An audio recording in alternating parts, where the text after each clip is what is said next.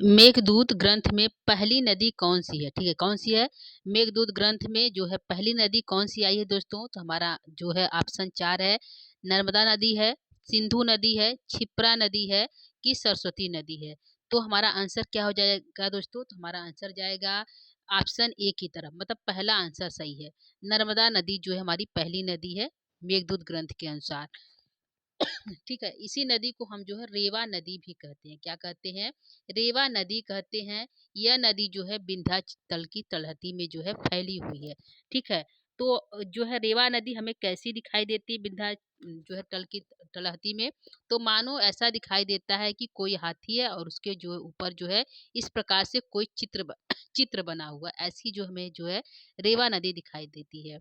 तो इसी प्रश्नोत्तरी के साथ दोस्तों मैं माला मैम आप सभी का हार्दिक स्वागत और अभिनंदन करती हूँ आपके अपने यूट्यूब चैनल यमएस क्लासेस 1 में।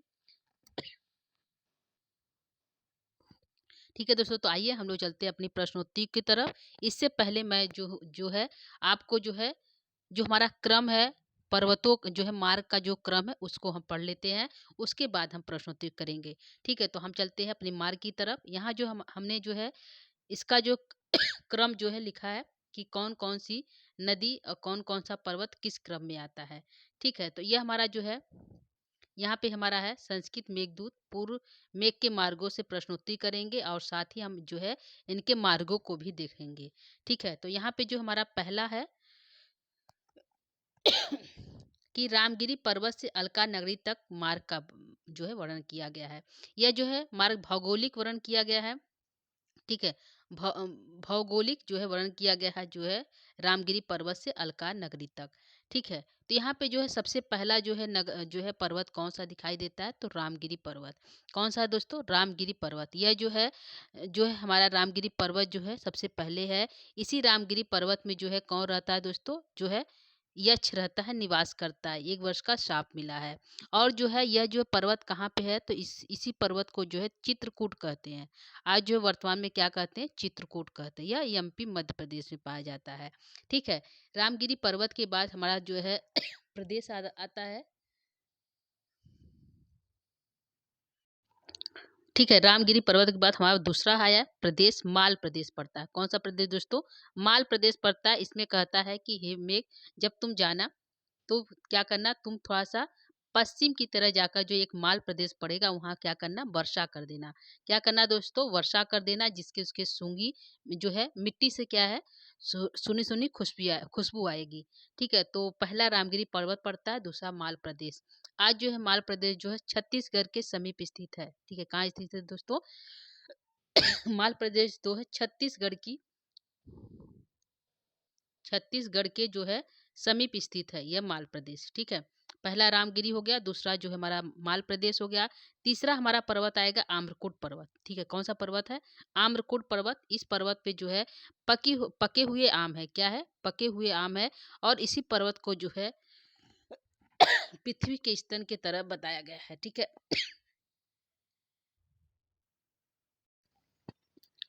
सो आइए दोस्तों फिर से हम करते हैं इसको। यहाँ पे है कि पहला हमारा रामगिरी पर्वत, दूसरा माल प्रदेश और तीसरा हमारा जो आएगा प्रदेश, उस प्रदेश का नाम जो है पर्वत का नाम है आम्रकूट पर्वत। ठीक है, तो इस आम्रकूट पर्वत पे जो है कहा कि इस पे बारिश कर देना, इसकी चोटी बैठकर। जब तुम बैठोगे तो कैसे दिखाई दोगे? जो है तुम जो है धरती के स्तन की तरह दिखाई दोगे। ठीक है, तो यहाँ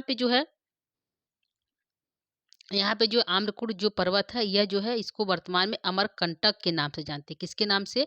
अमरकंटक के नाम से इस पर्वत को जानते हैं। कंटक के नाम से इस पर्वत को जानते हैं। ठीक है, तो यह हमारा हो गया आम्रकूट पर्वत। इसके बाद हम चलेंगे विंध्याचल। विंध्याचल पर्वत है जो हमारा जहाँ पे जो है विंध्याचल पर्वत में ही रेवा नदी जो है फैली हुई है। कौन सी नदी? रेवा नदी जो है फैली हुई है जो है विंध्याचल पर्वत में। तो हमारा चौथा आ जाएगा विंध्याचल पर्वत। पांचवा हमारी नदी आएगी जो पहली नदी है। ठीक है, पहला पर्वत हमारा रामगिरी पर्वत से चलता है, लेकिन ऐसे पूछेगा जो है जहाँ से चलता है किस स्थान से मेघ जो चलता है कौन से पर्वत से? तो रामगिरी पर्वत से। यह पूछेगा पहला पर्वत जो है मार्ग में मेघ के कौन आता है? तो आम्रकूट पर्वत आता है। पहला देश कौन सा आता है? तो माल देश आता है। पहली नदी कौन सी आती है? तो रेवा नदी है। यह पहली नदी है। ठीक है, ध्यान रखिएगा, पहली नदी है, यह पहला पर्वत है। पहला पर्वत है या पहला देश है। ठीक है? तो ये तीनों को पहले पहले को पकड़े रहिएगा और जो है विंध्याचल उसके बाद है। आगे हम चलेंगे, रेवा नदी के बाद जो है हमारा जो है रेवा नदी को ही नर्मदा नदी के नाम से जानते हैं। उसके बाद हमारा आ जाता है दसाड़ देश। ठीक है? जो छठे नंबर पर दसाड़ देश आता है, जो है विदिशा की राजधानी है। क्या है? यह जो दसाड़ देश जो है विदिशा की, यह जो विदिशा की राजधानी है। विदिशा की राजधानी है कौन सी? जो है दसाड़ देश। तो हमारा जो है रेवा नदी के बाद दसाड़ देश आता है जो विदिशा की राजधानी है। यहाँ पे जो है और उसके बाद आता है हमारा जो है विदिशा नदी। दसाड़ देश के बाद कौन सी नदी आएगी? जो है देश आएगा जो है विदिशा। ठीक है? जो विदिशा जो है वह जो दसाड़ देश की राजधानी है। तो यहाँ पे हमने जो है दसाड़ को देखा, विदिशा को, और विदिशा में ही बेतरवती नदी बहती है। कहाँ बहती है? विदिशा में ही बेतरवती नदी बहती है। ठीक है? तो हमने जो है सबसे पहले दसाड़ देश की राजधानी विदिशा है और उसी विदिशा में क्या बहती है? बेतरवती नदी बहती है। ठीक है दोस्तों?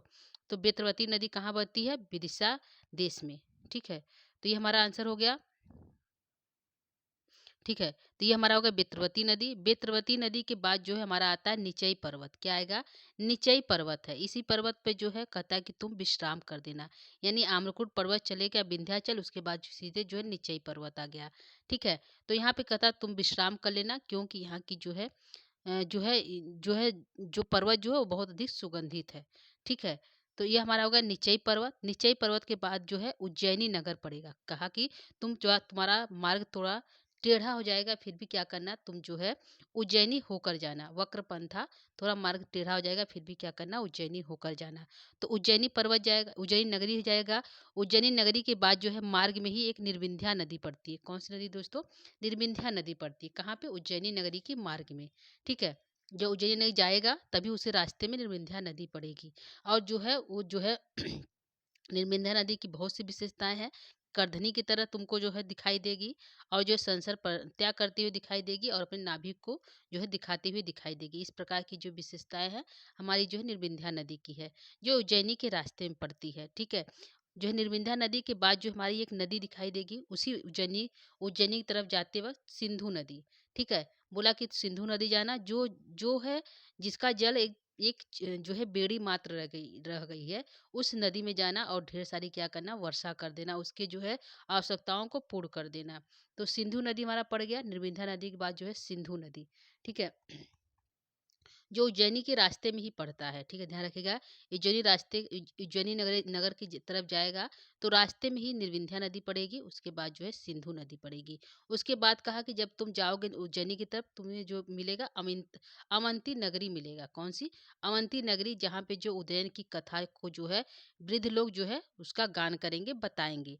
तो अवंती नगरी पड़ेगी, और अवंती नगरी में ही तुम्हें क्या मिलेगी? क्षिप्रा नदी। कौन सी नदी? क्षिप्रा नदी जो है हमारे उज्जैनी जो शहर बसा हुआ है वह क्षिप्रा नदी के किनारे ही बसा हुआ है। तो अवंती के बाद कौन सी नदी मिलेगी? क्षिप्रा। तो यानी कि हमारी जो 3 नदियाँ लगातार है दोस्तों, ध्यान रखिएगा। निर्विंध्या, सिंधु और क्षिप्रा, बीच में अवंती है। अवंती ही जो है क्षिप्रा नदी जो है उज्जैनी की, ये जो है शहर अवंती राजधानी है, उज्जैनी है। उज्जैनी के किनारे जो है क्षिप्रा नदी है। ठीक है? क्षिप्रा नदी जो है वातई जो है क्षिप्रा नदी की विशेषता क्या है दोस्तों? इसकी जो हवा चलती है क्षिप्रा वातई जो है इसकी हवा जो है ठंडी हवा चलती है, सुगंधित हवा चलती है, और अपने प्रियतम को जो है चाटू करता, उसका जो प्रियतम जो क्या है, जो क्षिप्रा नदी का जो प्रियतम है वह चाटू करता है। ऐसी इसकी विशेषताएं हैं। ठीक है? क्षिप्रा नदी के बाद जो है आगे जब बढ़ेगा मेघ, तो उससे क्या है, उसी उसी उज्जैनी के पास क्षिप्रा नदी के बगल में जो है गंधवती नदी बहेगी। इसमें जो है कमल के पुष्प खिले हुए हैं। क्या है?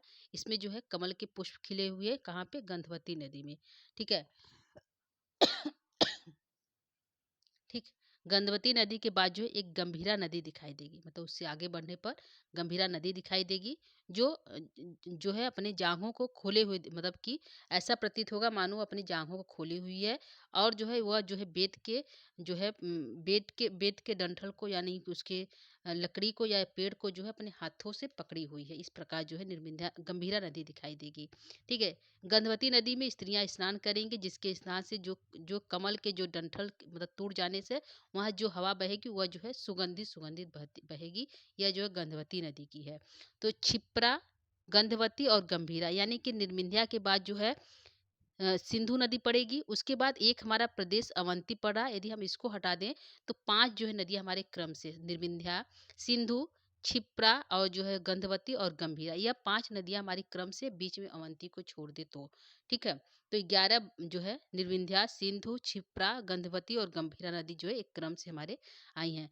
तो गंभीरा नदी के बाद कहता है कि तुम आगे बढ़ोगे, तुम्हें देवगिरी पर्वत मिलेगा। कौन सा पर्वत मिलेगा? देवगिरी पर्वत मिलेगा, जहाँ पे भगवान कार्तिकेय का नित्य निवास है। और उनकी माता जो पार्वती है, पुत्र प्रेमड़ा के कारण जो है मोर पंख को अपने जो है कान में धारण करती हैं। ठीक है, तो देवगिरी पर्वत के बाद जो है तुम्हें कहाँ पहुँचोगे? जो है चरमड़वती नदी, एक चरमड़वती नदी मिलेगी, जो रंती देव की कीर्ति का गान करेगा, मतलब जिसको वर्तमान में चंबल नदी कहते हैं। कौन सा नदी?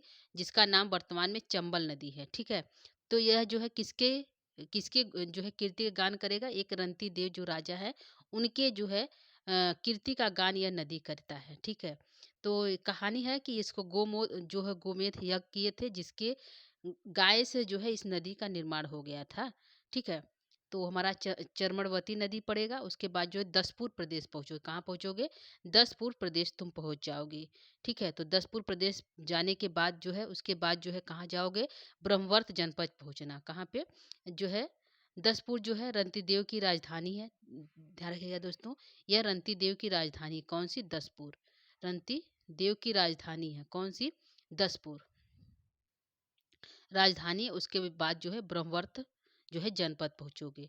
ठीक है, यह ब्रह्मवर्त जनपद कैसा? यह जो है धार्मिक स्थल है। ठीक है, उसके बाद जो है कुरुक्षेत्र पहुँचोगे, जहाँ जो है कुरुक्षेत्र जो है कौरवों के युद्ध का वर्णन करता है। कुरुक्षेत्र वहाँ पहुँचोगे। उसके बाद जो है तुम्हें जो है सरस्वती नदी मिलेगी, जिसके जल को जो है बलराम ने पिया था। कौन पिया था? बलराम ने पिया था, और जो है वह युद्ध से विमुख हो गए थे। ठीक है, जो कि युद्ध में ही शामिल नहीं हुए थे, और जो है उसके लिए वह जो है सरस्वती नदी का जल पिए थे। उसके बाद जो है कौन सा जो आएगा? तो कनखल आएगा। उसके बाद कहता है कि हे तुम कनखल पहुँचोगे, जहाँ पे जो है जो पर्वत जो है हिमालय पर्वत से निकलती हुई गंगा तुम्हें दिखाई देगी। तो कनखल के बाद जो हिमालय पर्वत है, हिमालय पर्वत पे जो है भगवान जो है शिव जी के चरण चिन्ह है, उसकी पूजा कर लेना। पूजा करने के बाद जो है हमें क्या दिखाई देगी? गंगा नदी उतरती हुई हिमालय पर्वत से दिखाई देगी, जो कैसी दिखाई देगी? मानो दुपट्टे के समान दिखाई देगी। ठीक है, और जो है उसके बाद तुम्हें क्रॉच जो है सुरंग मिलेगा, जो है उस क्रॉच सुरंग के माध्यम से तुम क्या करना? कैलाश पर्वत पहुंच जाना। कैलाश पर्वत जो क्रॉच के बाद जो है कैलाश पर्वत पहुंचोगे। वहाँ पे जो है कैलाश पर्वत में क्या है? भगवान का नित्य निवास है। कैलाश पर्वत के बाद तुम्हें क्या है? उसी के जस्ट बाद तुम्हें अलका नगरी दिखाई देगी। उसको देखकर तुम्हें यह नहीं पता चलेगा कि ये अलका नगरी नहीं है। तो ये हमारा क्रम था दोस्तों। 28 जो है पूरे नगर, पर्वत और जो है नदियों को मिला कुल 28 जो है स्टेशन है, जहाँ पे जो है मेघ रुकता है, वहाँ कुछ ना कुछ काम करता है, वर्षा करता है, जल को लेता है, जल बरसाता है, आराम करता है, और जो है उसके बाद जो है निकल जाता है अलका के लिए। तो यह जो 28 जगह है, जिसको हमने क्रम से रखा, इसको बताया, तो आप इसको क्रम देख सकते हैं। और नदियों को हमने बताया, अवंती को छोड़कर 5 नदियाँ हमारी क्रम से हैं। निर्विंध्या है, सिंधु है, क्षिप्रा है, गंधवती है और गंभीरा है। ठीक है, ये 5 नदियाँ हमारी क्रम से है। बीच में यदि हम अवंती को हटा दे तो ठीक है। पहली नदी हमारी नर्मदा है। पहला प्रदेश माल देश, और जो है पहला पर्वत आम्रकूट पर्वत। यदि अंतिम बात करें तो अंतिम हमारा जो है पहुंच जाएगा अलकापुरी। ठीक है, अलका नगरी, यह हमारा क्रम हो गया। आगे हम देखेंगे दोस्तों, कुछ हम जो है पर्वतों को अलग किए हुए हैं कि पर्वत कौन कौन से। तो 8 पर्वत हैं। कौन से हैं? 8 पर्वत है। तो हम यहाँ 8 पर्वत को देख लेते हैं। पहला रामगिरी पर्वत, जहाँ से चलता है आमकुट पहुँचता है, वहाँ पे जाता है, वहाँ से जो विंध्याचल पहुँचता है। फिर नीचई पर्वत, फिर देवगिरी पर्वत जो है कार्तिकेय का निवास है। फिर उनके हिमालय पर्वत, जहाँ चिन्ह है भगवान का शिव जी का। फिर जो क्रॉच के माध्यम से कैलाश पर्वत पहुँचेगा। यह हमारा मार्ग है। रामगिरी पर्वत से आम्रकुट, आम्रकुट से विंध्याचल, विंध्याचल से निचई गिरी से देवगिरी, देवगिरी से हिमालय पर्वत, क्रॉच पर्वत, फिर कैलाश।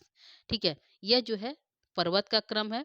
आगे हम चलेंगे दोस्तों, तो हमारी जो है नदियों क्रम है। नदियाँ के क्रम में जो है सॉरी दोस्तों, थोड़ा प्रॉब्लम है। आगे हमें नदियों का क्रम है। नदियों के क्रम में हमारा जो है पहला है नर्मदा नदी, जो पहले पड़ेगी विंध्याचल की तलहटी में। बेत्रवती नदी, जो हमारी विदिशा की राजधानी है। निर्विंध्या उज्जैनी के रास्ते में पड़ेगा। सिंधु भी उज्जैनी के निर्विंध्या के आगे बढ़ने पर पड़ेगा सिंधु नदी। क्षिप्रा, जो उज्जैनी के किनारे बसा हुआ है। गंधवती, क्षिप्रा से थोड़ा आगे बढ़ने पर गंधवती नदी। उसके बाद हमारा गंभीरा नदी, ठीक है। तो गंभीरा नदी के बाद जो है, गंभीरा नदी का पानी एकदम स्वच्छ है, जो है सफ़र मछली के समान गंभीरा नदी का जल है, तो सफ़र मछली के समान दिखाई देगा। उसके बाद चर्मवती नदी, जिसका पानी लाल है, ठीक है। और उसके बाद जो हमारा जो है सरस्वती नदी, फिर गंगा कनखल पहुंच जाएंगे, ठीक है। तो ये नदियों क्रम है। पहला नर्मदा, नर्मदा जिसको रेवा कहते हैं, तो बेत्रवती, निर्विंध्या, सिंधु, क्षिप्रा, गंधवती, गंभीरा, चर्मवती, सरस्वती, गंगा, लास्ट में गंगा है, कनखल, गंगा, ठीक है। तो पहला नर्मदा, लास्ट गंगा, ठीक है। इस प्रकार से हमारे कुल कितनी नदियां हैं, तो 10 नदियां हैं, ठीक है। तो पहला इसको याद करिएगा, समझने की ट्रिक के द्वारा आप इसको रखिए, या फिर अपने हिसाब से इसको जो है याद। पहली जो है नर्मदा के बाद बेत्रवती नदी पड़ेगी, जो हमारी विदिशा की राजधानी के बीच में बहती है, ठीक है। दूसरा निर्विंध्या है, जो अपने सरसर पंत्या करती हुई हमें दिखाई देगी। सिंधु नदी, जो पतली जो है चोटी के समान दिखाई देती है। क्षिप्रा नदी जो है हमारी, क्षिप्रा वातई है नदी है। और जो है गंधवती नदी, जिसमें जो है कमल खिले हुए। गंभीरा नदी, जो अपने सफर मछली के समान जो उछलती हुई दिखाई देगी, स्वच्छ दिखाई देगी। चर्मवती नदी, जो रंती देव की कीर्ति का वर्णन करता है। सरस्वती नदी, जिसका जल जो है बलराम ने पिया था। और जो है उसके बाद गंगा नदी, ठीक है। ये हमारा क्रम है। अगला हमारा हमारा है दोस्तों यमुना और मानसरोवर का भी वर्णन है। कैलाश पर्वत जो है पूर्व जो है मानसरोवर का है, कि इस मानसरोवर का जल भी तुम ग्रहण कर लेना, जो सोने के कमल से विकसित है, ठीक है। यमुना नदी का थोड़ा सा आया है, नदी नहीं आई है, लेकिन कनखल में जो है यमुना नदी को भी दर्शाया गया है, ठीक है। तो वहाँ पे हमारा कनखल में बताया गया यमुना नदी की तरह तुम दिखाई दोगे, यानी संगम बना दोगे। और जो है मानसरोवर में जो है नदी है, इसमें स्वर्ण रूपी कमल खिलते हैं, ठीक है। इसके जल को तुम ग्रहण कर लेना, जल को ग्रहण करते हुए आगे बढ़ना है, ठीक है। इसके बाद हम नगर की तरफ पहुंचेंगे। तो नगर में हमारा पहला नगर है, 10 नगर के नाम है। पहला मालदेश पड़ेगा, और अंतिम हमारा क्या है, अंतिम हमारा अलका नगरी, ठीक है। मालदेश के बाद दशार्थ देश पहुंचेगा। उसके बाद विदिशा, विदिशा के बाद अवंती, अवंती के बाद उज्जैनी, उज्जैनी के बाद दसपुर, दसपुर के बाद ब्रह्मावर्त, फिर कुरुक्षेत्र, कनखल, और फिर जो है अलका नगरी। इस प्रकार से हमारा जो है 10 जो है हमारा जो है क्या है नगर के नाम है, ठीक है। तो इस प्रकार हमारा जो है 10 नगर हो गए। हमारा कुरुक्षेत्र के बाद जो है कनखल नहीं दोस्तों, हमारा यहाँ पे जो है कुरुक्षेत्र के बाद जो हमारी जो अगली हमारी जो है क्या है जो अथुआ है मानसरोवर, अलकापुरी, कैलाश पर्वत, ठीक है। कुरुक्षेत्र के बाद हमारी जो है आ जाएगी जो है देश है। देश के बाद हमारी जो है ये कनखल, तो नदी नदी है, तो कनखल नहीं है दोस्तों, इसको हटा दीजिएगा, ये हमारी कनखल नहीं है, ठीक है। कनखल हमारा नहीं आएगा, क्योंकि ये कनखल नदी है, कनखल के स्थान पे पहुंचना, ठीक है। कनखल नामक स्थान है, ठीक है दोस्तों, ये रहेगा कनखल नामक स्थान पे तुम पहुंचना, ठीक है। तो ये हमारा हो गया नदियाँ और नगर और पर्वत के नाम। अब हम जो है इससे प्रश्नोत्तरी करेंगे दोस्तों, आप इस प्रश्नोत्तरी को सॉल्व करने का कोशिश करिएगा, ठीक है। इसके साथ पहला प्रश्न आप लोग के सामने है, प्रश्न है जो हमने करा दिया है पहले ही। तो प्रश्न हमारा है आप लोग के सामने, पहला प्रश्न है मेघदूत ग्रंथ में पहली नदी कौन सी है। तो हमारा आंसर कहाँ जाएगा दोस्तों, हमारा आंसर जो जाएगा आपके, हमारा आंसर कौन सा है, नर्मदा नदी। 4 ऑप्शन है, तो हमने पहले इसको बता दिया था, नर्मदा नदी पहली नदी है, ठीक है। तो आंसर नर्मदा नदी। इस नदी को रेवा नदी के नाम से भी जानते हैं, ठीक है। कहाँ जानते हैं, रेवा नदी के नाम से भी जानते हैं, ठीक है। यह विंध्याचल की तलहटी में फैली हुई है, और ऐसी दिखाई देती है मानो हाथी है, हाथी के ऊपर जो है इस प्रकार से चिन्ह जो है चित्रकारी किया हुआ, ऐसी रेवा नदी हमें दिखाई देगी, ठीक है। यह रेवा नदी की विशेषताएं हैं। आगे हम बढ़ेंगे जो है दूसरे प्रश्न की तरफ। दूसरा प्रश्न है पूर्व मेघ में निर्विंध्या नदी के बाद कौन सी नदी पड़ती है, ठीक है। तो निर्विंध्या नदी के बाद कौन सी नदी आई है दोस्तों, ये हमें बताइए आप लोग। अभी हमने बताया इसको ठीक है। निर्विंध्या कहाँ की रास्ते में पड़ती है, तो उज्जैनी नदी के रास्ते जो है उज्जैनी नगरी के रास्ते में पड़ती है। तो पूर्व मेघ में जो है निर्विंध्या नदी के बाद कौन सी नदी पड़ती है जो है, तो ऑप्शन 4 है बेत्रवती, चर्मवती, सिंधु या क्षिप्रा। तो कौन सी नदी पड़ती है दोस्तों? तो हमारा क्रम जो है क्या है? निर्विंध्या है, निर्विंध्या है। उसके बाद जो है क्या है? सिंधु है। क्या है? सिंधु है। सिंधु के बाद जो है क्षिप्रा है। ठीक है, क्षिप्रा है। क्षिप्रा के बाद गंधवती है, और जो है जो उसके बाद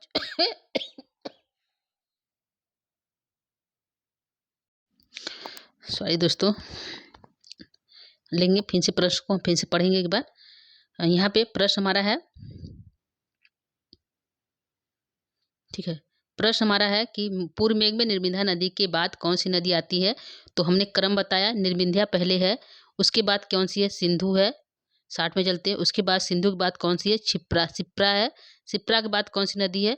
तो शिप्रा के बाद हमारी जो है गंधवती नदी आएगी। गंधवती नदी के बाद जो है हमारा जो है कौन सी नदी है? गंभीरा नदी है। कौन सी नदी है? गंभीरा नदी। ये हमारा क्रम है, हमने बताया। अवंती बीच में है, अवंती को हमें हटा देना है, जो हमारे सिंधु के बाद है अवंती है। ठीक है, तो हमारा आंसर हो जाएगा कि निर्विंध्या नदी के बाद कौन सी नदी है? तो सिंधु नदी। कौन सी है दोस्तों? सिंधु नदी। आंसर हमारा सिंधु नदी हो जाएगा। ठीक है, ये हमारे दूसरे प्रश्न का आंसर है। तीसरा क्वेश्चन की तरफ चलते हैं। तीसरा प्रश्न आपके सामने है। प्रश्न है, किस नदी का जल एक बेड़ी के समान है? एक छोटी रोपी बेड़ी के समान किस नदी का जो है जल है? तो किस नदी के बारे में बताया गया है दोस्तों? तो बताया गया है कि निर्विंध्या नदी से तुम जल को ग्रहण कर लेना, जो तुम्हें जो है अपने हाव भाव के जो है जो है व्यक्त करेगी अपने प्रेम को, तो उसके जल को ग्रहण कर लेना। उसके बाद तुम्हें आगे मिलेगी एक जो है कौन सी नदी मिलेगी दोस्तों? जो एक बेड़ी के समान है, एक पतली धारा के समान है, जिसके जो है पीले पीले पत्ते उसमें गिरे हुए हैं, जैसे लगता है कि वह बहुत दुखी है, मतलब पीला पड़ गई है, और जो एक बेड़ी के समान है। और तुम क्या करना, उसके इस कमी को क्या करना? पूर्ण कर देना। तो किस नदी के बारे में बताया गया दोस्तों? 4 ऑप्शन है, बेत्रवती, चर्मवती, सिंधु और क्षिप्रा। तो कौन सी नदी के बारे में है जो एक बेड़ी के समान है? तो आंसर हमारा हो जाएगा सिंधु नदी। कौन सी नदी है? सिंधु नदी। ये हमारा आंसर है तीसरे प्रश्न का। आगे हम लेंगे चौथे प्रश्न को। चौथा प्रश्न है कि कमलों से खिला हुआ कौन सा जल है? कौन सी ऐसी नदी जिसमें कमल खिले हुए हैं? ठीक है, कमल रूपी जो सुगंध जो है स्त्रियों के खिलने से, मतलब उसमें स्नान करने से, उसमें जो है कमल रूपी जो सुगंध जो है हवा के माध्यम से जो उज्जैनी पहुंचता है। तो बताइए इसमें से कौन सी नदी है? तो ऑप्शन 4 है, गंधवती, चमरवती, सिंधु या क्षिप्रा। तो कौन सी नदी है जिसमें कमल खिले हुए हैं दोस्तों? हमने बताया था। तो यहाँ पे हमारा आंसर हो जाएगा जो हमारी एक नदी है जिसका नाम है, क्या नाम है दोस्तों? जिसका नाम है गंधवती। गंधवती नाम ही गंध, जिसमें गंध निकलता हो, क्या हो? जिसमें गंध निकलता है, यानी अच्छी खुशबू निकलती है। कौन सी नदी है? गंधवती, जिसमें कमल खिले हुए हैं। क्या खिले हुए हैं? कमल खिले हुए हैं। उन कमलों के टूट जाने से, पंखुड़ियों के टूट जाने से जब वहां से हवा बहती है तो सुगंधित हवा बहती है। ठीक है, तो इसमें आंसर क्या हो जाएगा? गंधवती नदी में कमल खिले हुए, और इसमें स्त्रियां क्या करती हैं? स्नान करती हैं। ठीक है, ये हमारा आंसर हो गया चौथे प्रश्न का। आगे हम चलेंगे पांचवें प्रश्न की तरफ। पांचवा प्रश्न है, मद युक्त हाथी वाला कौन सा नदी का जल है?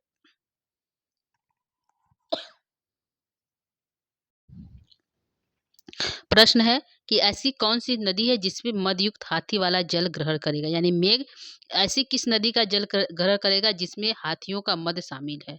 ठीक है, तो 4 ऑप्शन है, बेत्रवती है, नर्मदा है, चर्मवती है, क्षिप्रा। किस नदी के जल में जो है हमारी जो है मद युक्त हाथी का वर्णन किया गया है, और जो है किस नदी का? तो ऑप्शन 4 है। आप बताइए इसको, इस आंसर का। तो आंसर हमारा क्या होगा दोस्तों? आंसर हमारा हो जाएगा जो है नर्मदा नदी। क्या है आंसर? हमारा आंसर जाएगा जो है दूसरे एक तरफ, जो है नर्मदा नदी की तरफ। ठीक है, इसमें कहा गया है कि जब तुम जाना, क्या करना, जब तुम वहां पे जाओगे, कहा नर्मदा नदी में, तो वहां पे तुम जल जो है जल को ग्रहण कर लेना। तो जल कैसा ग्रहण करोगे? जो मद से युक्त है। हाथी के स्नान करने पे जिसका जल जो है मद से युक्त है, जिसमें मद जो है घुला हुआ है, और कैसे जल को पियोगे?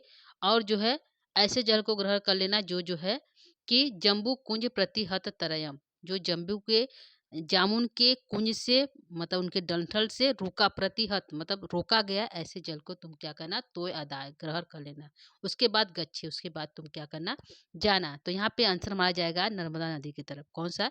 नर्मदा नदी। आंसर हमारा दूसरा सही है, मदयुक्त हाथी वाले, यानी कि तस्या रिक्त रिक्तवतई जो है नग गज गज मदई वासितम। ठीक है, ऐसे जिसका मदयुक्त गज, जिसमें हाथी के स्नान करने से जिसका जल मदयुक्त हो गया, ऐसे जल जल को ग्रहण करना तो नर्मदा नदी की विशेषताएं हैं। ठीक है, तो ये हमारा हो जाएगा आंसर 5वें का दूसरा सही है। तीसरा प्रश्न है, किस नदी की वायु सुगंधित है? तो अभी हमने बताया कौन सी नदी है जिसकी जो है वायु सुगंधित है। तो यहाँ पे बेत्रवती, चर्मवती, सिंधु, शिप्रा। तो किस नदी की वायु सुगंधित है दोस्तों? तो यहाँ पे वायु पूछा है। ठीक है, वायु का पूछा है, इसका ध्यान रखिएगा किस नदी की वायु सुगंधित है। तो जो हमारा आंसर जाएगा क्षिप्रा नदी की तरफ। यहाँ पे है क्षिप्रावातई, क्षिप्रावात जो है वह क्या है, कैसी हवा चलती है, ठंडी ठंडी और सुगंधित हवा चलती है, जो है क्षिप्रा नदी। ठीक है, तो हमारा आंसर जाएगा क्षिप्रा नदी की तरफ, 6वें का क्षिप्रा नदी। आगे चलेंगे 7वें प्रश्न की तरफ। 7वां जो हमारा प्रश्न है कि जम्बू कुज प्रतिहत तरयम तोयम आदाय गच्छे। ठीक है, जम्बू कुज से रोका हुआ, अभी हमने अर्थ बताया। तो यहाँ पे प्रश्न है कि यह पंक्ति किस नदी का बोध करा रही है। ठीक है, कौन सी नदी का यह पंक्ति बोध करा रही है दोस्तों? तो आंसर हमारा कहाँ जाएगा? आंसर हमारा जाएगा कि कौन सी नदी है? तो आंसर है रेवा नदी। कौन सी नदी है दोस्तों? रेवा नदी। ठीक है, रेवा के बारे में बताया गया है, जम्बू कुज प्रतिहत तरयम तोय आदायम गच्छे। ठीक है, तो हमारा आंसर रेवा नदी की तरफ जाएगा। 7वें का ए हमारा सही है। आगे हम लेंगे प्रश्न संख्या 8। प्रश्न 8 है दोस्तों कि संसर पंत्या स्खलित शुभगम दर्शिता वर्त नाभे नार्भे। तो यह पंक्ति किस नदी का बोध करा, यह जो लाइन दी है यह किस नदी के बारे में बता रही है? तो हमारा ऑप्शन 4 है चर्मणवती नदी के बारे में, सिंधु, क्षिप्रा या निर्विंध्या। ठीक है, निर्विंध्या। ठीक है, तो आंसर क्या सही होगा दोस्तों? तो इसके अर्थ को जान लेते हैं। संसर पंत्या कर स्खलित, सरकती हुई, संसर पंत्या और सरकती हुई, सुगमम अपनी चाल को बदलते हुए, और जो है कैसी है, दर्शिता नाभि, और जो है संसर पंत्या करती हुई सरकती हुई सी नदी, और जो है दर्शिता वर्ते नाभि, अपनी नाभि को दिखाती हुई नदी। वह नदी कौन सी है दोस्तों? तो वह नदी हमारी जाएगी, आंसर जाएगा निर्विंध्या नदी। कहा जाएगा निर्विंध्या नदी की तरफ जाएगा। तो आंसर हमारा 4 सही है, जो है क्वेश्चन नंबर 8 का आंसर। आगे हम चलेंगे जो है 9वें प्रश्न की तरफ। 9वां प्रश्न है, 9वां प्रश्न है दोस्तों, बीची क्षोभस्त जो है स्तनित बिहग श्रेणी कांची गुड़ाए, इस पंक्ति से किस नदी का बोध हो रहा है? ठीक है, तो किस नदी का बोध हो रहा है दोस्तों? तो हमारा आंसर जाएगा चर्मवती, सिंधु, क्षिप्रा या निर्विंध्या। तो कौन सी नदी जाएगी? तो बीची छोबई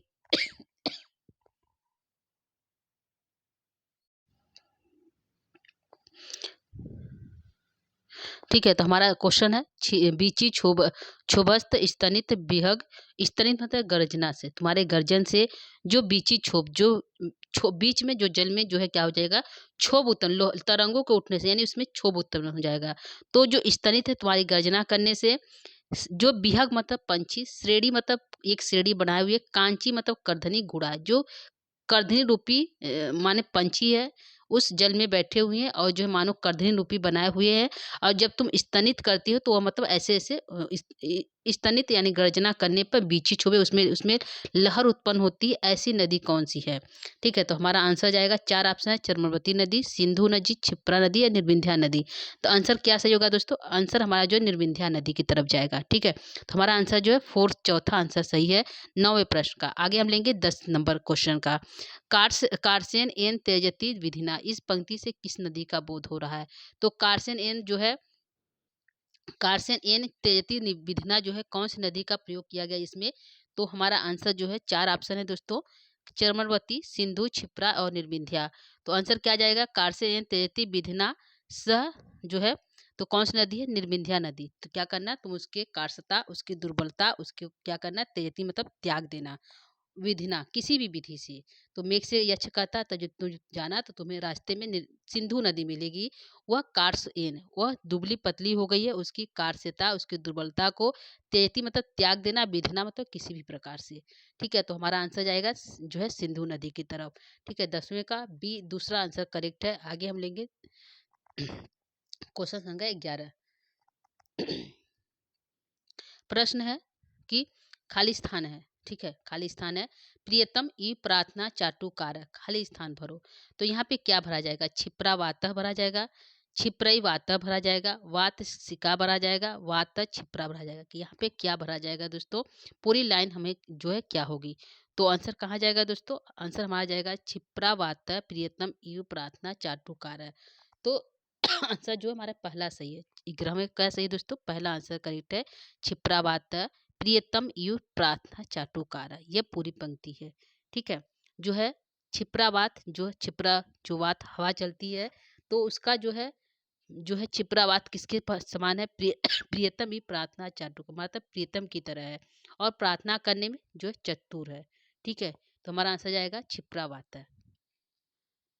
अगला प्रश्न लेंगे हम, जो है 12 नंबर का प्रश्न 12 है जो आपके सामने है। 12 कह रहा है दोस्तों, गंभीरायाः डॉट डॉट डॉट सरित सरिश्च जो है सलिलीव प्रश्न खाली स्थान को पूरा करो। तो यहाँ पे हमारा क्या भरा जाएगा जो है खाली स्थान पे दोस्तों? तो पूरी पंक्ति हमारी क्या है दोस्तों, ये बताइए। 4 ऑप्शन है। पहला है जो है पयसी, पयस, नदी और वातई। तो यहाँ पे हमारा गंभीरा या की जगह उसके बाद हमारा क्या भरा जाएगा? तो आंसर क्या सही होगा दोस्तों? आंसर हमारा जाएगा जो जो पैसी की तरफ। क्या जाएगा? पैसी की तरफ हमारा आंसर जाएगा, यानी कि हमारा जो है आंसर सही होगा, पहला आंसर करेक्ट है। ठीक है, क्या सही है? पहला आंसर हमारा सही है दोस्तों, हम जो है यहाँ पे पैसी भरेंगे। ठीक है, आगे हम चलेंगे अपना अगले प्रश्न की तरफ, जो प्रश्न संख्या है 13। ठीक है, कौन सा है दोस्तों? 13 हमारा प्रश्न है, नंबर 13। प्रश्न कहता है दोस्तों, क्या है?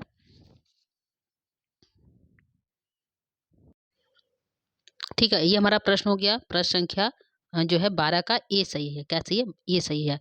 अगला हम चलेंगे अपने अगले प्रश्न की तरफ, प्रश्न संख्या 13। प्रश्न है, चटुल सफर के समान किस नदी को बताया गया? यानी ये चटुल सफर किस नदी के बारे में बात करता है?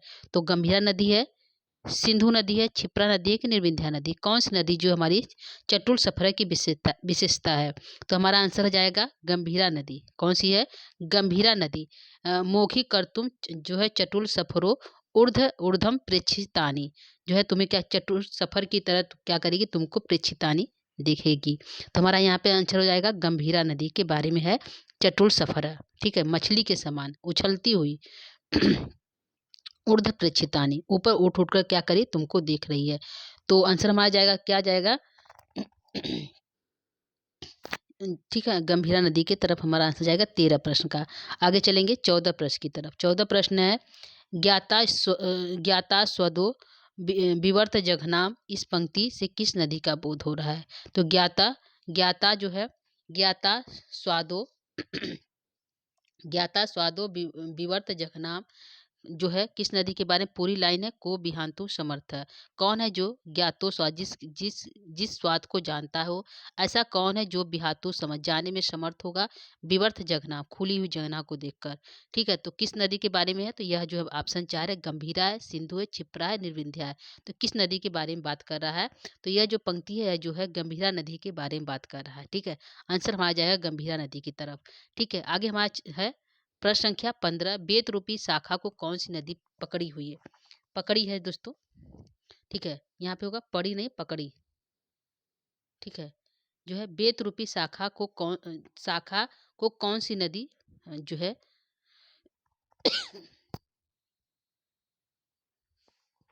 बेत रूपी शाखा को कौन सी नदी जो है पकड़ी हुई है? यानी कि ऐसी कौन सी नदी है जो बेत रूपी शाखा को, जो बेत की जो शाखा है उसको पकड़ी हुई है? तो ऑप्शन 4 है, गंभीरा पकड़ी हुई है, सिंधु नदी पकड़ी हुई है, क्षिप्रा नदी की निर्विंध्या नदी। तो यह किस नदी के बारे में बात है जो है बेत रूपी जो है शाखा को पकड़ी हुई है? तो हमारा ये आंसर जाएगा जो है गंभीरा नदी। आंसर क्या है? गंभीरा नदी जो है वानिर शाखाम प्राप्त, यानी कि वाणिज्य जो है बेत रूपी जो शाखा को क्या है पकड़ी हुई है अपने हाथों से, लहर रूपी हाथों से। ठीक है, तो हमारा आंसर जाएगा गंभीरा नदी, 15 प्रश्न का। आगे हम चलेंगे प्रश्न संख्या जो है 16 की तरफ।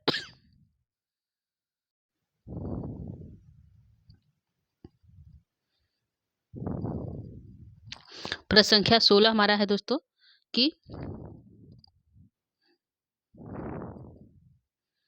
ठीक है 16 प्रश्न है हत्वा। ठीक है, हत्वा और जो है खाली स्थान है सलिल वसनम मुक्त रोधे नितंबन। यहाँ पे खाली स्थान को पूरा करो। तो यहाँ पे जो खाली स्थान वहाँ क्या भरा जाएगा? तो आंसर हमारा है 4 ऑप्शन है, हरा, नीलम, चंचलम, सफरम। तो यहाँ पे क्या भरा जाएगा दोस्तों? तो हमारा आंसर जो जाएगा किस तरफ जाएगा? हमारा यहाँ पे आंसर हो जाएगा कि हत्वा हटाकर, नीलम, नीलम यानी कि नीलम, आंसर जाएगा नीलम। ठीक है, दूसरा आंसर नीलम। सलिल वसनम, मुक्ता रोधो, रोधो नितंबनम, मानो वह जो है हथवा मतलब हाथों से नीलम नीले वस्त्र को हटाकर, सलिल रूपी जल रूपी वस्त्र को हटाकर मुक्ता मतलब उसके जो है नितम को अपने क्या किए, खोल दिए, ऐसा जो है अर्थ होगा। तो हमारा आंसर जाएगा नीलम। वस्त्र कैसा है, गंभीरा नदी का नीले कलर का है। सलिल रूपी वस्त्र दोस्तों ध्यान रखिएगा, सलिल रूपी जो वसन है नीलम है। ठीक है, ऐसे नीलम को हत्वा माने हटाकर। ठीक है, हमारा आंसर जाएगा जो है नीलम की तरफ। ठीक है, तो ये हमारा 16 का आंसर है नीलम। 17 प्रश्न की तरफ चलेंगे। 17 प्रश्न है, किस पर्वत की शीतल वायु से गूलर के फल पके गए। तो कौन सा है जिसके शीतल वायु से पर्वत पूछा है दोस्तों, ध्यान रखिएगा, किस पर्वत के की शीतल वायु से गूलर के फल पक गए हैं। आम्रकुट पर्वत, देवगिरी पर्वत, नीचई गिरी की रामगिरी पर्वत। तो कौन सा पर्वत है जिसके नीचे ठंडी ठंडी वायु बहने पर जो है वहाँ के जो गूलर है वो पक गए। तो आंसर हमारा जाएगा किस तरफ जाएगा दोस्तों, ऑप्शन 4 हमने बताया, आम्रकोट, देवगिरी, नीचई और रामगिरी। तो यक्ष कहता जब तुम रास्ते में जाओगे, जब तुम कहाँ से जाओगे, गंभीरा नदी से आगे जब तुम बढ़ोगे, तुमको जो है तुम्हें मिलेगा देवगिरी पर्वत। कौन सा, देवगिरी पर्वत। और उसके नीचे नीचे ठंडी ठंडी हवा बहेगी। कौन सी हवा बहेगी, ठंडी ठंडी शीतली हवा बहेगी। उस शीतल वायु से जो है वहाँ के जो गूलर के फल है वह पक जाएंगे। तो आंसर में आ जाएगा देवगिरी पर्वत। कहाँ जाएगा दोस्तों, देवगिरी पर्वत की तरफ जाएगा। तो ये हमारा आंसर हो गया 17 नंबर का दूसरा सही है। आगे चलेंगे हम 18 प्रश्न की तरफ। प्रश्न है,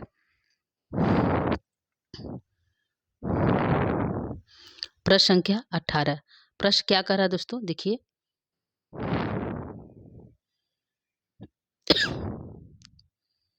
प्रश्न है, पके हुए आम से युक्त कौन सा पर्वत है। ऐसा कौन सा पर्वत है जिसमें पका हुआ आम है। तो आंसर ऑप्शन 4 है, आम्रकोट, देवगिरी, नीचई गिरी और रामगिरी। तो आंसर सबको पता होगा दोस्तों इसका। तो यहाँ पे आंसर हमारा जाएगा आम्रकोट पर्वत। ठीक है, यक्ष का था जब तुम उसके चोटी पर जाना आम्रकोट पर्वत पे, तो तुम इस तरह बैठ जाना और नीचे जो पके आम है जो है पूरा जो आम्रकूट पर्वत जो है आमों से पका हुआ है। ठीक है, और जो है उसके तुम ऊपर बैठ जाना, तो तुम कैसे दिखाई दोगे, माने जो है भवन रूप भुआ मतलब पृथ्वी रूपी स्तन के काले भाग के समान दिखाई दोगे। ये हमारा आंसर है जो है आम्रकूट पर्वत के बारे में। तो आंसर जाएगा आम्रकूट पर्वत। पके हुए आम से युक्त कौन सा पर्वत है, तो आम्रकूट पर्वत। ठीक है, ये हमारा जो है 18 प्रश्न का आंसर है। 19 प्रश्न जो है प्रश्न की तरफ चलेंगे।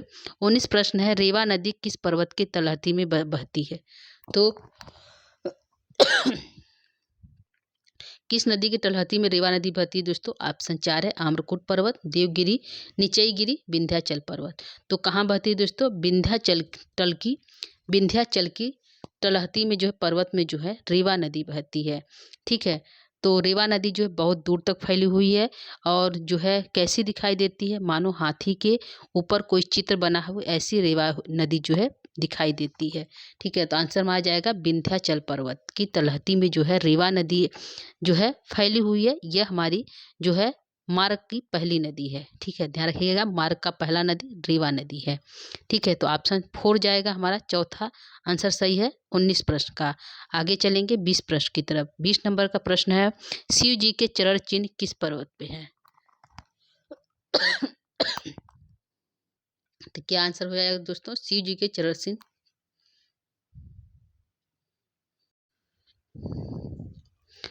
क्या सही है दोस्तों, शिव जी के चरण चिन्ह किस पर्वत पे है। ऑप्शन 4 है, हिमालय पर्वत पे है, कैलाश पर्वत पे है, नीचेई पर्वत पे कि रामगिरी पर्वत। तो क्या सही होगा दोस्तों, 4 ऑप्शन हमने बता दिया। शिव जी के चरण चिन्ह किस पर्वत पे हैं, तो आंसर कहाँ जाएगा दोस्तों, हिमालय पर्वत की तरफ।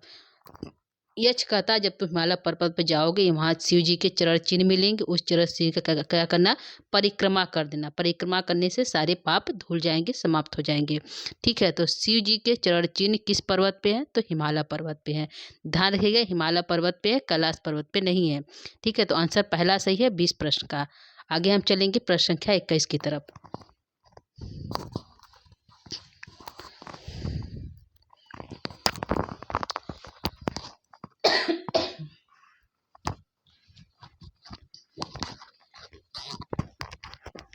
प्रश्न संख्या 21 हमारा क्या कर रहा है दोस्तों, देखिए आम्रकूट पर्वत के बाद कौन सा पर्वत आता है, तो बताइए कौन सा पर्वत है आम्रकूट पर्वत के बाद।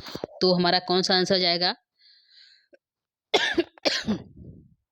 आम्रकूट पर्वत के बाद कौन सा है, आम्रकूट पर्वत, देवगिरी पर्वत, विंध्याचल पर्वत, रामगिरी पर्वत। तो क्वेश्चन पूछा आम्रकूट पर्वत, ये हमारा कट जाएगा, पहला कट जाएगा क्योंकि यह नियम से गलत हो गया। विंध्याचल पर्वत, देवगिरी पर्वत तो लास्ट में होता है, ठीक है। रामगिरी पर्वत शुरू में होता है, तो बच गया हमारा विंध्याचल पर्वत। आंसर जाएगा विंध्याचल पर्वत की तरफ, ठीक है। आम्रकूट पर्वत के बाद कौन सा पर्वत है, तो विंध्याचल पर्वत है। आंसर तीसरा हमारा सही 21 प्रश्न का। आगे हम चलेंगे, प्रश्न संख्या जो हमारा है जो है 22 कहता है स्तन इव भुवः किस पर्वत को बताया गया। स्तन इव भुवः, स्तन की तरह पृथ्वी को किस पर्वत के बारे में बताया गया है। चार ऑप्शन है, आम्रकूट पर्वत है, देवगिरी पर्वत है, नीचई गिरी है कि रामगिरी पर्वत है। तो क्या आंसर हमारा सही होगा दोस्तों यहाँ पे, तो आंसर हमारा जाएगा आम्रकूट पर्वत को जो है स्तन इव भुवः कहा गया है, ठीक है। तो आंसर ए सही है 22 प्रश्न का।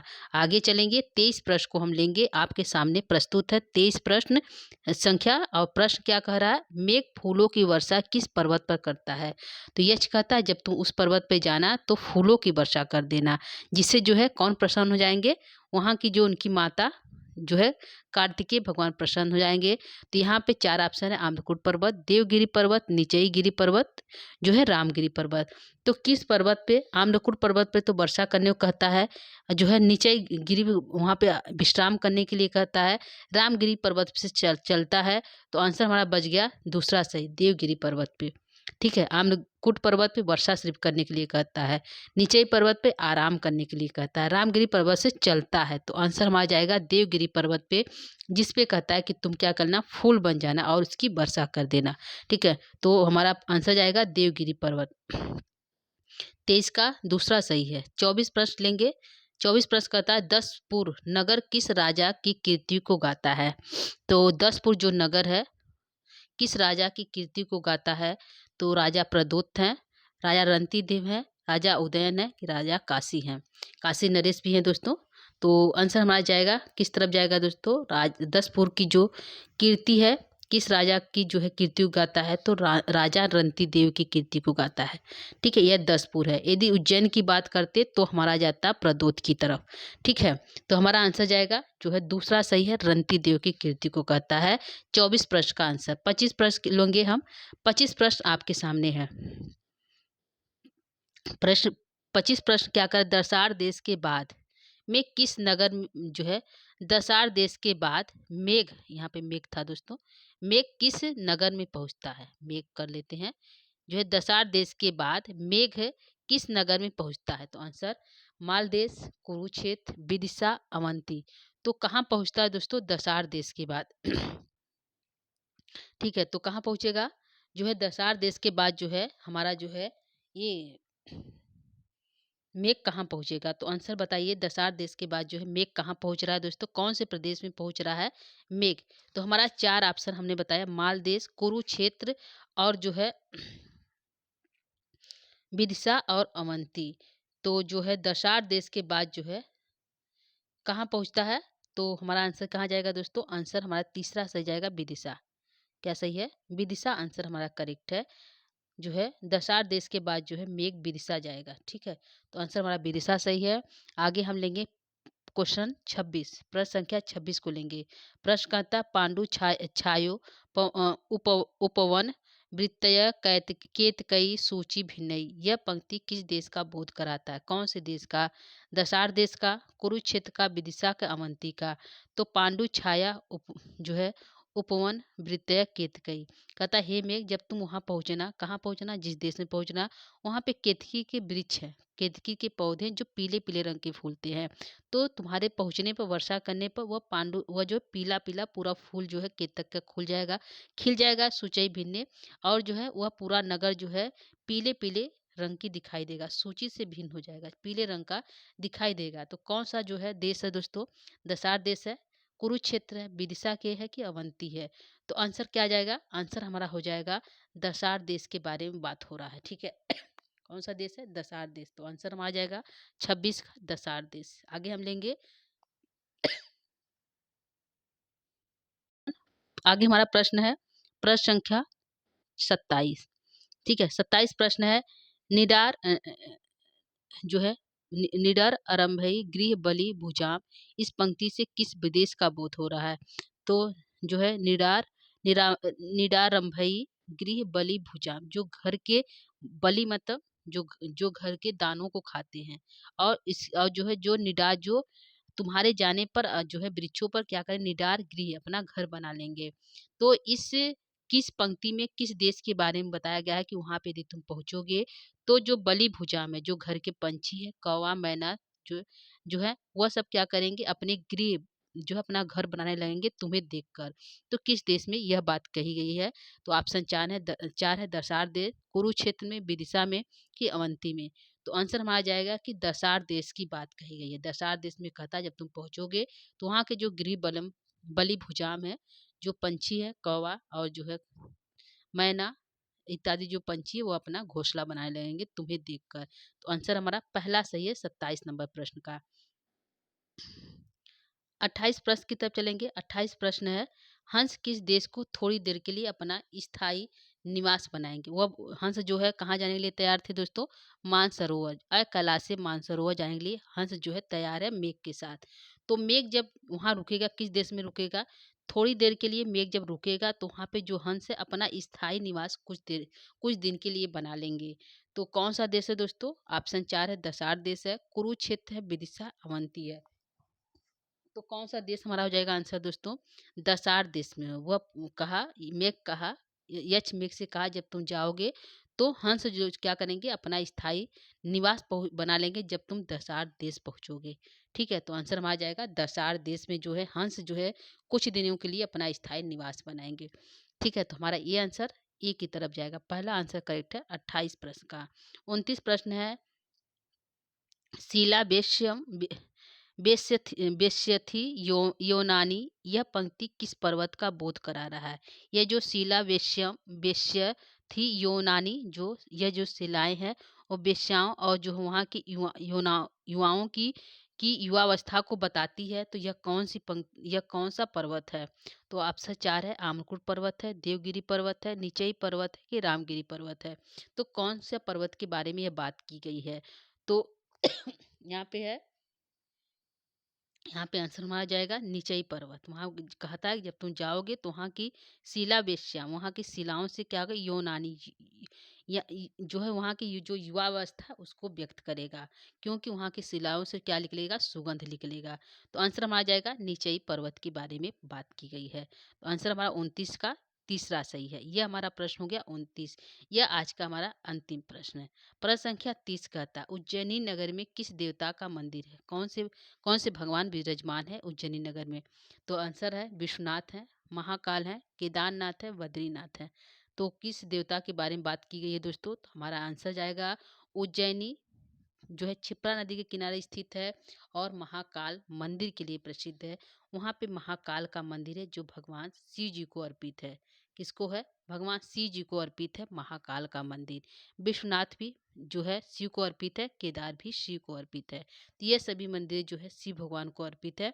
और पूछा है उज्जैन नगर में किस देवता का मंदिर है, कौन से देवता विराजमान है? तो जो है महाकाल। आंसर दूसरा सही है 30 प्रश्न का। तो यह हमारे जो है 30 प्रश्न थे दोस्तों, जो हमने बनाया नगर मार्ग में नदियाँ, पर्वत और नगर प्रदेश से। ठीक है, तो यह हमारा प्रश्न उत्तर था दोस्तों। 30 प्रश्नों को हमने प्रस्तुत किया यहाँ पे आप लोग के सामने। और जो है साथ में हमने नगर भी बताया क्रम से, नदियाँ भी क्रम से बताया और जो है पर्वत भी बताया। तो आज की प्रश्नोत्तरी को यहीं पे हम समाप्त करेंगे दोस्तों। और जो है कल जो है हम पुनः जो है मतलब कि जो है इसकी जो सूक्तियाँ हैं, यानी 12-13 सूक्ति हैं पूर्व मेघ की। तो पूर्व मेघ की सूक्तियों को जो हम लेकर उपस्थित होना चाहते हैं, उसको अर्थ और उससे थोड़ी सी प्रश्नोत्तरी 10-5 जो भी बने, तो प्रश्नोत्तरी को लेकर उपस्थित होना चाहते हैं। तो आज के क्लास को यहीं पे हम समाप्त करेंगे। और जो है आज का प्रश्नोत्तरी दोस्तों हमारा कैसा लगा? यदि आप लोग को अच्छा लगा तो आप कमेंट बॉक्स में लिख कर हमें मैसेज के द्वारा सूचित कर सकते हैं। ठीक है, तो आज के लिए इतना ही। और जो है यदि आप चैनल पर पहली बार हैं दोस्तों, तो आप जो हमारे चैनल को सब्सक्राइब, लाइक, शेयर अवश्य करिएगा और अपने दोस्तों तक पहुंचाइएगा ज़रूर। ठीक है, तो शुभ रात्रि आप सभी को, और आप सभी की इच्छाएं जरूर पूर्ण हो दोस्तों, और जो है अपने प्रयास में आप लोग अवश्य सफल हों। इसी वाणी के साथ जो है हम विराम लेते हैं। आप सभी से शुभ संध्या, धन्यवाद, और जो है नमः संस्कृताय।